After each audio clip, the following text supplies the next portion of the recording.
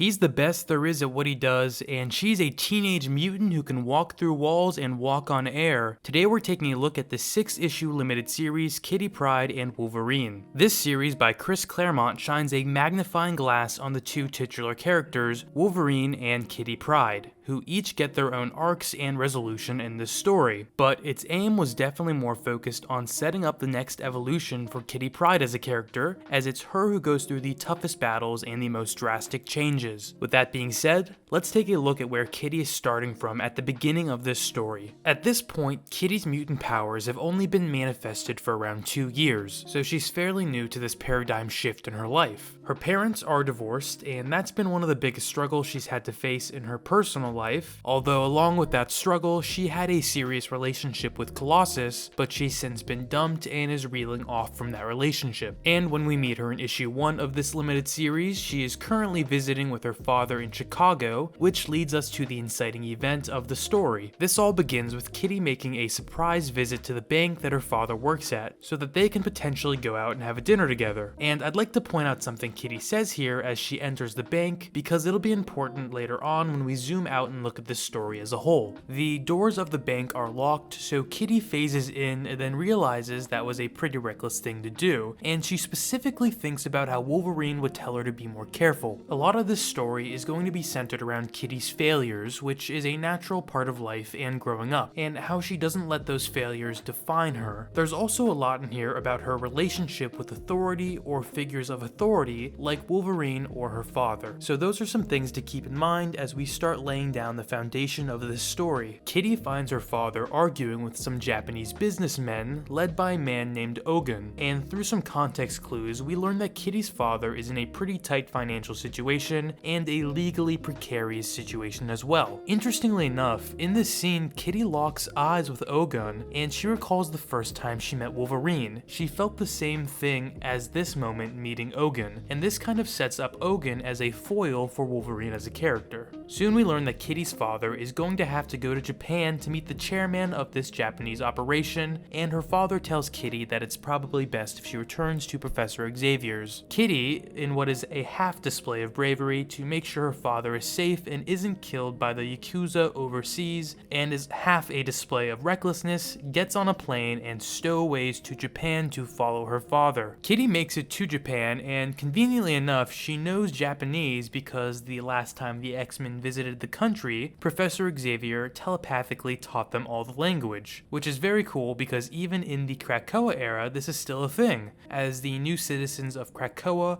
are telepathically taught the language of Krakoan when they first come to the island. Just a neat little detail I wanted to point out. Anyway, so Kitty is in Tokyo looking for her dad, and through some light detective working, Kitty is able to ascertain where her father is going to be for his business meeting, but she'll have to find a place to call shelter for the night first since it's gotten late and most things are closed. Right now, she's low on money, she's got no food, and it's starting to rain. This isn't really a situation she thought out too fully. Kitty basically decides that she'll just sneak in and stay in the building the business meeting is going to be in tomorrow, but she ends up getting caught by a cleaner and gets the guards sent after her. This results in her having to flee into the cold rain and the dark night once again. I believe this is another example of some reckless thinking from Kitty, because she assumes that she can just take shelter and be unbothered in this building that is associated with the Yakuza. Getting extremely uncomfortable with the situation she's in, temptation arises as Kitty comes across an ATM. With her powers, it'd be easy enough for her to take some money out and use that to find residence and find food for the night. If you're thinking that's not who Kitty Pryde is and that she wouldn't do that, well, she actually does do it. The desperation of her situation is getting to her, but an alarm is tripped when she phases through and the police are on her tail almost instantly. This is a night that just keeps getting worse and worse for Kitty, and it's getting worse because she's acting impulsively, emotionally, and like a child, which to be fair, she is. And like I said, this series is focused on Kitty growing up.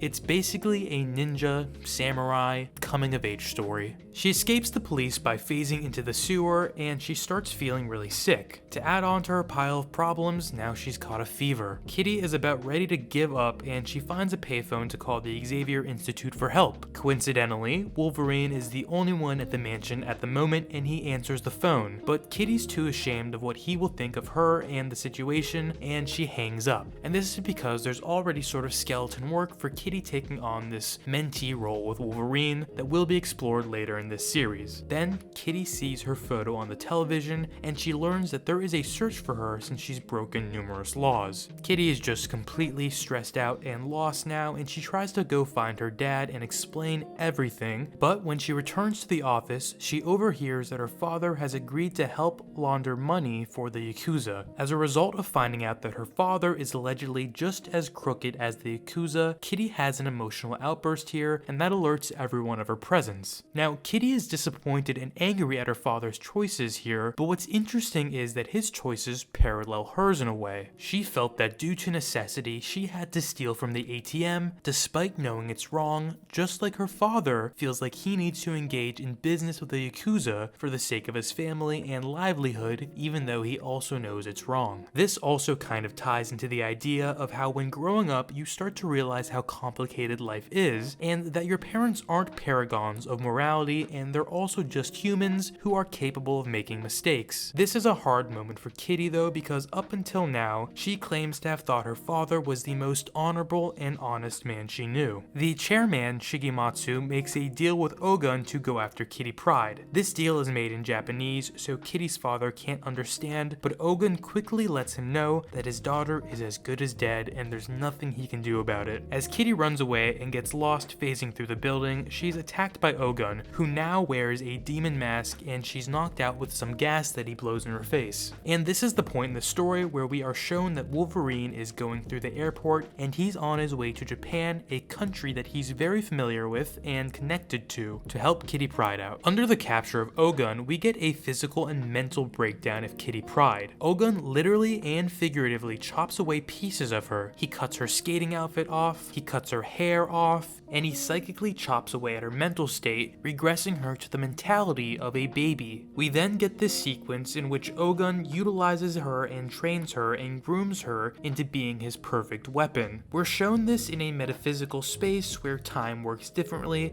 It's implied to be a mental space, and Ogun is training the young but growing Kitty in this space, until eventually Kitty becomes the perfect mindless killing machine for Ogun. And this is a parallel to Logan's role in Weapon X, and we're also going to learn that there is a history between Wolverine and Ogun in this story. I also want to point out that I really enjoy Milgram's artwork for this story, as it establishes this gritty, murky vibe that fits the feeling that we're sinking with the characters as things get worse and worse and worse. Through his own style of detective work, Wolverine is hot on the trail of finding out where Kitty Pryde is and what's happened to her. Now, Ogun is made aware that Wolverine is hunting them down currently, and he sees this as the perfect opportunity to test his new weapon out, Kitty Pryde. So now that Wolverine's about to become a more key player in this story, let's talk about him a little bit. The main crux of Wolverine as a character is that he's a man pulled between two worlds. He's got an innate animal instinct that wants to take over and go berserk, but he's also full of honor and has a noble half that he tries to keep in control. This is critically important to understanding Wolverine's arc in this story, and frankly most stories, as he witnesses fragments of this duality battle in others as well, and he'll witness this later on in the story in regards to Kitty Pryde being turned into a weapon. He will stop at nothing for her to find herself and to beat that side of her that's currently in control when she's brainwashed, the side that is just an unthinking lethal killer. To stop that from becoming her permanent state, he would kill and he would die. Wolverine ends up enlisting the help of Yukio, a former flame of his, to retrieve Kitty from the Yakuza. I'd also like to note here, since we noted the corresponding Kitty thought earlier, that Wolverine questions in his mind why Kitty would come to this country and act like such a reckless amateur. So there's that mutual sense of that mentorship-mentee relationship between the two. There's also some dramatic irony here with that, because as Wolverine is remarking on Kitty acting like an amateur, he himself walks right into an ambush, and a demon mask wearing assassin is getting quite the drop on him and providing him with a significant challenge. It's a pretty great fight scene and a fun game of cat and mouse for a bit, but eventually the mask is knocked off and it is revealed what we all knew already, that Wolverine has been fighting the brainwashed Kitty Pryde, and then Wolverine subsequently gets a katana plunged through his chest. This is a pretty major injury, but luckily Yukio is nearby at the time, and she is with Kitty Pryde's dad, by the way, who she came across while searching for Kitty, but thematically that part of the story isn't too important. It's just important that her father is there now and he gets to see what Kitty has become due to his involvement with the Yakuza. Yukio was able to restrain the brainwashed Kitty and then switches her focus to making sure Wolverine stays alive. Although Kitty does then make a run for it, and Yukio again takes her down while also becoming aware of just how deep Ogun has infiltrated Kitty's subconscious, and Yukio even contemplates the fact that they may just have to put Kitty out of her misery. They take shelter and regroup, and then Kitty and Wolverine basically both recover for the most part after a night of sleep, and they are reunited. Kitty attempts, once again in a bit of an emotionally immature way, to convince herself that everything that happened was just a dream and it wasn't real. But with the guidance of Wolverine there now, he forces her to face the truth, especially because Ogun lingering in her subconscious is an issue she needs to eradicate as soon as possible. Wolverine and Kitty then sit and eat and chat for a bit, getting caught up on each other, and Kitty lets Wolverine know why she's in Japan and that she's condemning her father for his actions, and Wolverine offers up some wisdom by telling her that she should wait to get all the evidence and hear all perspectives before making that judgment. We're about to get a montage essentially of Kitty overcoming the influence of Ogun, and Wolverine and his guidance is a key factor in her ability to beat the brainwashed side of her, as he enlightens her and helps flesh out her own ideologies on the importance of responsibility, honor, and independence. But before we get that, we actually learn a little bit more about Ogun and Wolverine through a brief interlude. Wolverine tells this story, this myth, about the greatest swordsman in Japanese history. The story is about the swordsman coming across a bridge and its pathway being blocked by another samurai, and neither man wanting to move out of the way for the other. They're seemingly about to fight, pulling out their blades, but then they look each other in the eyes and put their weapons away, bow, and turn the other direction. The moral of the story being that the actual duel was just the eye contact between the two fighters. They were able to determine the measure of the other man just with that and realized they were both of equal strength and a fight would not be worth it. It's also revealed that the greatest swordsman from this story is actually Ogun, which also hammers in the point of what a major threat he is, both physically and mentally. Through some testing, Wolverine and Kitty determined that Ogun has left some sort of imprint on Kitty's psyche, and if she succumbs to it, she'll be lost forever eventually. Here she's at risk of losing her whole identity. She's at risk of becoming Ogun at heart. Wolverine also makes a point to note that if Kitty Pryde just runs back to Charles Xavier and sees if he can psychically remove the imprint, that she'll never be the same also. She will always depend on Charles, she will always be running back to him, and she'll always have been beaten here. She'll be weak for not having fought her own battles. And through a training montage of both physical and mental feats, Wolverine helps Kitty, but he doesn't just automatically solve her problems for her. He gives her the tools to take the demons that are weighing on her soul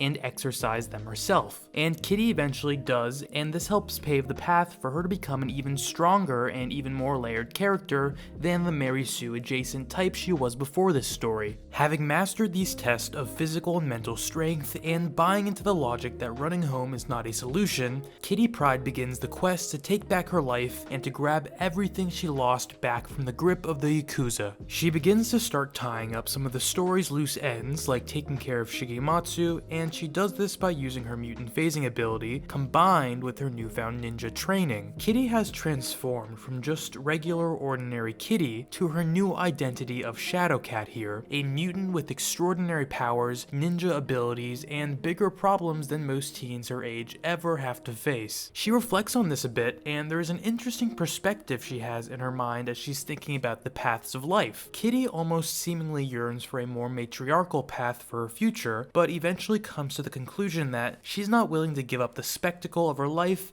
and the freedom that comes with certain aspects of it to instead fit a more traditional role. This is her cementing the idea that she won't follow the expectations of anyone else, but what she determines is best for herself. She's going to forge her own path, and she's going to take her own life into her palms and flourish. All she needs to do now is to take care of Ogun so she knows that it's really her in control and nobody else influencing her mind. And while Kitty has left and is on the path to hunt down Ogun, Wolverine and Yukio are also on their way to assist with this fight, since even with Kitty becoming stronger, she's still just a child and Ogun is essentially an immortal ninja. They also bring along with them Kitty Pryde's father, and Wolverine kind of chews him out about his choices and the consequences those have had on his daughter. Kitty's Kitty's father tries to justify his illicit actions, framing it in a way that he was helping people in the recession, but Wolverine, just as he forced Kitty to face the truth and take responsibility, does the same with her father, and he tells him that he knew who Shigematsu was, and he knew the Yakuza was a bad group, but he opted to sink deeper into their organization rather than face the consequences of his own mistakes. This is a harsh but eye-opening conversation for Kitty's father, who then after this goes and turns himself into the American embassy and gives them information about the Yakuza. Meanwhile, Kitty has crossed paths with Ogun and their final confrontation begins, with him trying to reel her back into being his obedient little ninja puppet, but because of the training that Wolverine has helped her with, she's able to resist this and she's able to somewhat hold her own against Ogun, though this is mostly because her phasing powers give her a hefty advantage. As Ogun continues to try and tap into the psychic imprint he left in Kitty's mind, she's still able to resist. Her strength and resilience is a shock to him, but he decides that if he can't have her as his pawn, then he'll just have to kill her,